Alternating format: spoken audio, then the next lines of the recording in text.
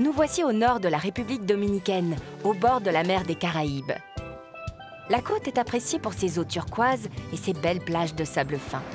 Elle est surnommée Côte des Cocotiers en raison du nombre de palmiers que l'on y trouve. C'est vraiment beau par ici. Je vais faire des photos. Allez, encore une. Parfois, les cocotiers prennent des formes originales, comme s'ils voulaient se faire photographier. C'est plus facile de grimper aux arbres quand ils sont penchés comme ça. Par contre, ça glisse pas pour redescendre. Un autre arbre étonnant, l'arbre du voyageur. Appelé ainsi parce que le voyageur assoiffé peut trouver de l'eau dans son tronc.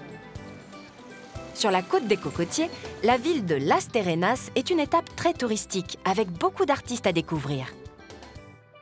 Les enfants sont toujours accueillis à bras ouverts dans les lieux touristiques, même ceux qui sont un peu taquins.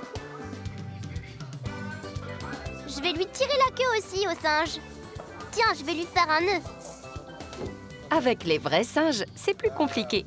En fait, comme ce petit sapajou, ce sont plutôt les singes qui font des blagues. Allez, n'aie pas peur, viens dans mes bras. Avec des plages aussi paradisiaques, pas étonnant que la côte des Cocotiers attire par milliers les touristes qui veulent profiter de la mer des Caraïbes. Oula, je vais me mouiller.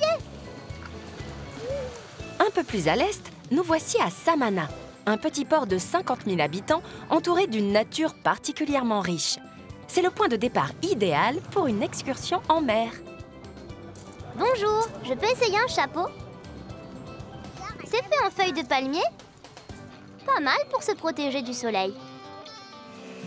Au départ de Samana, on emprunte un bateau rapide pour aller visiter le parc national de Los Aitices. Ce parc naturel, couvert d'une importante forêt humide, abrite une flore et une faune particulièrement riches. Regarde là, il y a une grotte. Ces grottes servaient autrefois de refuge aux pirates. Allons voir si les pirates n'auraient pas oublié un trésor. Cherchons bien. Peut-être derrière ces rochers? Regarde, les gouttes qui tombent forment des stalactites. En plus de ces grottes de roches calcaires, le parc permet aussi bien d'autres découvertes. Allez, plus vite, à l'abordage! On pénètre dans une mangrove, avec ses arbres et ses arbustes qui poussent dans l'eau salée. J'ai vu quelque chose bouger par là. Ah voilà, c'est un crabe. Et il y en a d'autres. Bien avant les pirates, les grottes ont été habitées par les Indiens Taïnos. Ce sont eux qui ont réalisé ces gravures.